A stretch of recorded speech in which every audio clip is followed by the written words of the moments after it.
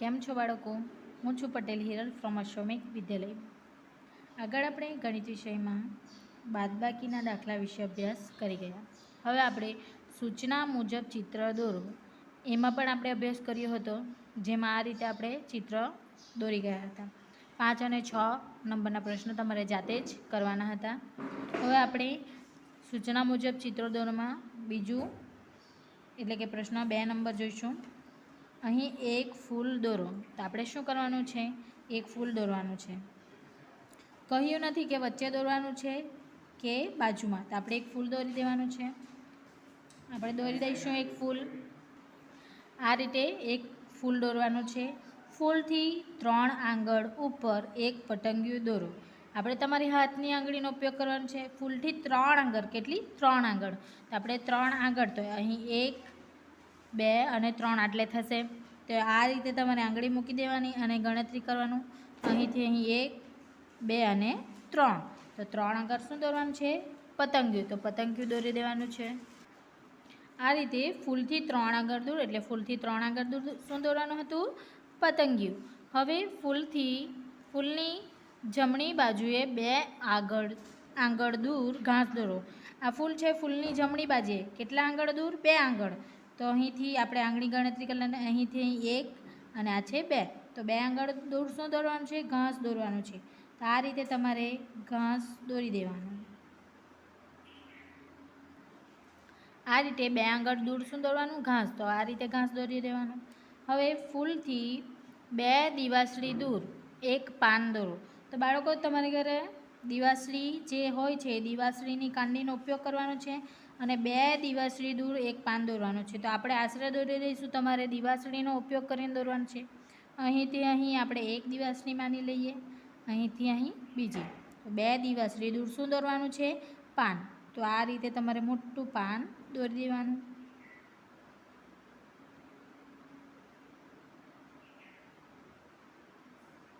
બે દિવાસળી દૂર પાન દોરી દેવાનું. હવે ફૂલથી 1 દિવાસળી દૂર કેરી દોરો. હવે 1 દિવાસળી દૂર એટલે અહીં આપણે કેરી દોરવાનું છે. આ રીતે તમારે શું કરવાનું? માંગ્યા મુજબ ચિત્ર દોરવાનું છે. માંગ્યા મુજબ જે રીતે પ્રશ્નો આપ્યા છે એ પ્રશ્નોનો ઉપયોગ કરીને તમારે ચિત્ર દોરવાનું છે. હવે છે સાચો વિકલ્પ પસંદ કરો. 1.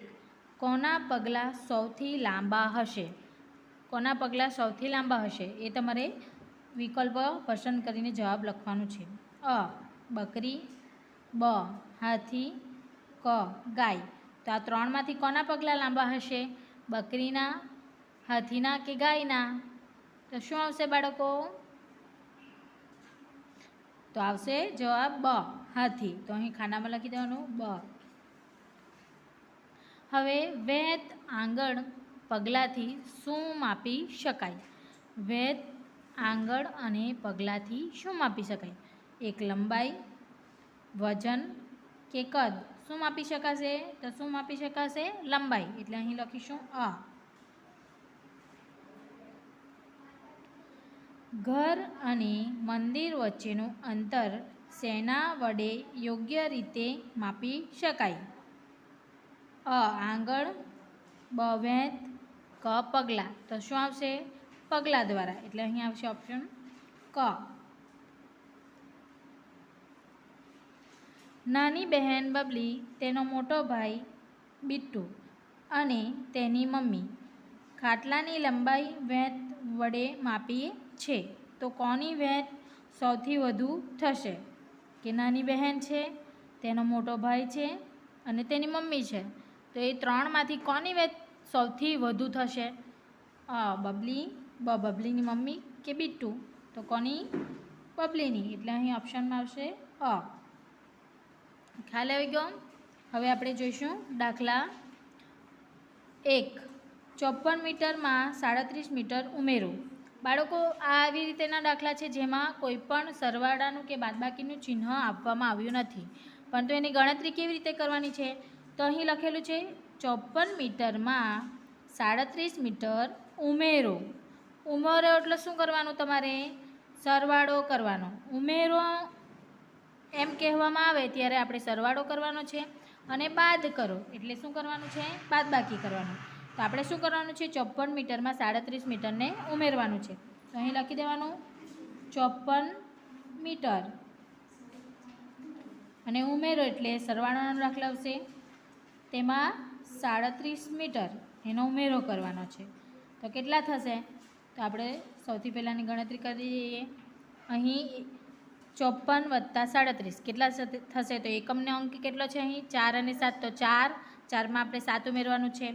તો આ આંગળીનો ઉપયોગ કરી લેવાનો તમારે. 1 2 3 4 5 6 અને 7. અહીં 7 આવી ગયા. આ 4 એટલે 4ની ગણતરી તો આપણે કરી જ લેવાની છે.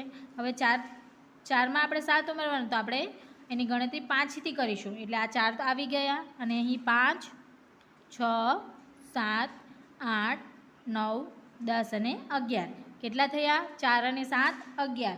તો આપણે લખી દેવાનું અહીં 1. 11 એટલે અહીં એકમનો અંક અને દશકનો અંક. તો એકમનો અંક જે છે એ પહેલાં આપણે મૂકી દેવાનું અહીં 1 અને આપણે ઉપર વર્દી મૂકીશું. તો 5 ઉપર જશે 1. હવે 1 અને 5 કેટલા થાય? 6. હવે આપણે 6માં 3 ઉમેરીએ તો 7 8 અને 9 એટલે આવશે અહીં 9. એટલે 54 + 37 = 91.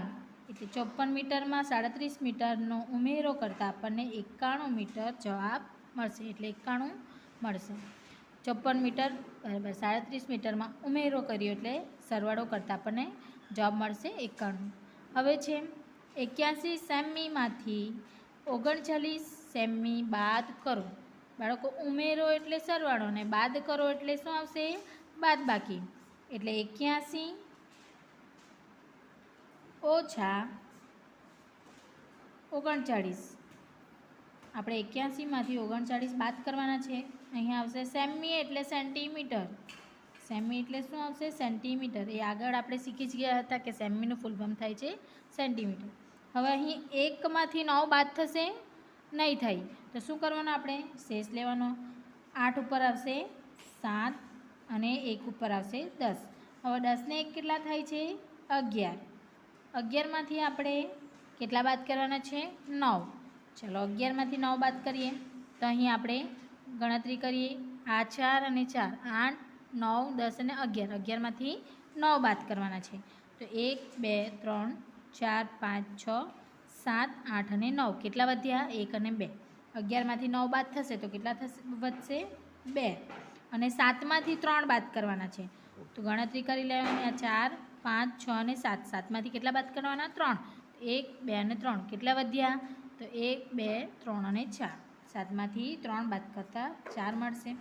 એટલે 81 ઓછા 39 બરાબર 42 સેમી. 81 સેમીમાંથી 39 સેમી બાદ કરતાં 42 સેમી મળશે. 48 સેમીમાં 23 સેમી ઉમેરો. એટલે 38 સેમીમાંથી આપણે શું કરવાનું છે? 23 સેમી ઉમેરો. ઉમેરો એટલે શું કરવાનું? સરવાળો કરવાનો. તો લખી દેવાનું 38 સેમી. ઉમેરોમાં એટલે સરવાળો એટલે વત્તાનું નિશાન કરવાનું. પ્લસ એટલે વત્તાને શું કહેવામાં આવે છે? પ્લસ પણ કહેવામાં આવે છે. તો પ્લસનું નિશાન કરો અને તેમાંથી 23 ઉમેરવાનું છે. 23 સેન્ટીમીટર. ચલો હવે 8 આપણે માની જ લેવાના છે. 8માં 3 ઉમેરીશું તો 9 10 અને 11. 11 1 અહીં આવશે વધી 1. 1 અને 4 કેટલા થાય છે? 5. હવે 5માં 2 ઉમેરીશું તો 6 અને 7. 48 સેમીમાં 23 સેમી ઉમેરતા આપણને કેટલા મળશે? 71 સેમી. એટલે 71 સેન્ટીમીટર જવાબ મળશે. હવે છે 72 મીટરમાંથી 56 મીટર બાદ કરતા એટલે બાદબાકીનું ચિહ્ન આવશે. તો લખી દેવાનું અહીં 72 ઓછા 56. 72 મીટર બરાબર 72 મીટર ઓછા 56 મીટર. તો જવાબ કેટલા હશે? ચલો ગણતરી કરીએ. હવે અહીં એકમનો અંક 2 અને 6 છે. તો 2 કરતાં 6 એ મોટા છે એટલે આપણે શું કરવાનું છે? બદલી લેવાની. તો 7 પર આવશે 6, 2 પર આવશે 10. 10 ને 2 કેટલા થશે? તો 12. 10માં 2 ઉમેરીએ તો 12 જવાબ મળશે. હવે આ 12માંથી આપણે 6 બાદ કરવાના. તો 12માંથી આપણે 6 બાદ કરીશું. અહીં 4, 5, 6, 7, 8, 9, 10, 11, 12 એમાંથી આપણે 6 બાદ કરીશું. તો 1, 2, 3, 4, 5, 6 કેટલા વધ્યા? 1, 2, 3, 4, 5 અને 6. 12માંથી 6 બાદ થશે તો 6 વધશે. હવે 6માંથી 5 બાદ કરવાના તો કેટલા આવશે? 1. એટલે 72 મીટરમાંથી 56 મીટર બાદ કરતાં 16 મીટર જવાબ મળશે. ખ્યાલ આવી ગયો? આ રીતે તમારે દાખલાને સમજીને ઉમેરો અને બાદ કરો એને ધ્યાનમાં રાખીને સરવાળા અને બાદબાકીનું ચિહ્ન મૂકી ગણતરી કરવાની રહેશે. 99 મીટરમાંથી 54 મીટર બાદ કરો. આ જે 5 નંબરનો દાખલો છે એ તમારે જાતે કરવાનો રહેશે. ખ્યાલ આવી ગયો બાળકો? Thank you.